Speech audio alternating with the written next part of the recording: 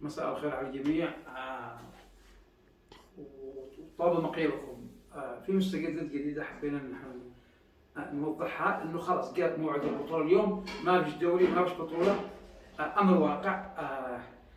كل اعداء العيس اليوم يشتوا دوري، يشتوا اي حاجة، يشتوا يروحوا يغيروا الجو، يشتوا ممنوع ملعب الوحدة راح 22 مايو، وعد البلوي ب5 مليون، ما جابش المليون.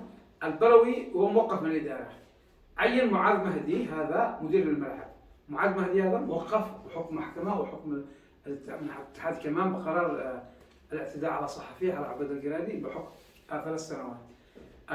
كيف بتخلوا طيب هم مدير الملعب هو موقف؟ هذه واحد.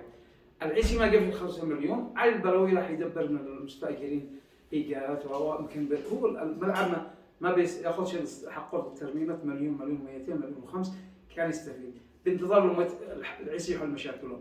ما فيش معه فلوس، عين مراقبين وراجع قدامي معروف مش عايز نتكلم، قالوا يشتغل بالقطاع وبالاجر. محمد طاهر مجان، محمد نعمر رئيس لجنه الحكام مجان، اجل يعني يقصد لما تجيب فلوس. ما فيش حل معه من كذا. كيف بيعمل الان التحكيم؟ حنقيس تفرق الفرق، مش حتشارك الوحده، مش حيشارك العروبه، مش حيشارك الصقر. هنا حيشارك يمكن اهل صنعاء ومن وسمعون والتضامن. ما يهمش بيفعل زي المره الاولى، هذول يطلعوا ياخذ الدوري، والدوري المره هذه انا اعرف لمن مخطط ليكون ولمن بيرتب. وحقول لكم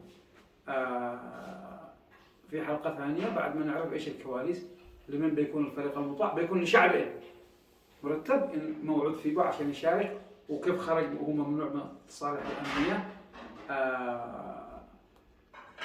رد جميل لاصحاب ايش سووا معه من مواقف. وفي معضلات ثانيه، فلوس ما فيش، انه كان يشتي بصنعاء. الان اللي يخطط له هذا كله حسام السمرباني. تعال علي النونو على كرت احمر انه سب الاتحاد وعمل مؤتمر صحفي، تعال نرجعك مساعد مدرب الناشئين نجيب سامر. المره لما سد شو قيس كيف بيسد هو سامر فضل، سامر فضل. وطبعا كان حقه البقره الاشهر في الاعلام العز العصامي، تعال يا فضل قونا بداله وبنجيب فلان منتخب ناشئين. قرارات استباقيه وما فيش مشاركه.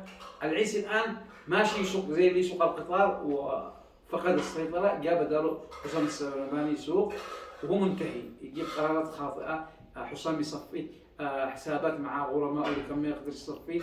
حسام يعين عينونه من اجل يكسب جمهور الصنعاء، مش عارف انه عينونه مكروه في نادي الصنعاء نفسه من اجل البلبله اللي حصلت. وحننتظر نشوف اليوم ايش النتائج وايش الصوره حتوصل نحن الملعب ماهر. شكرا.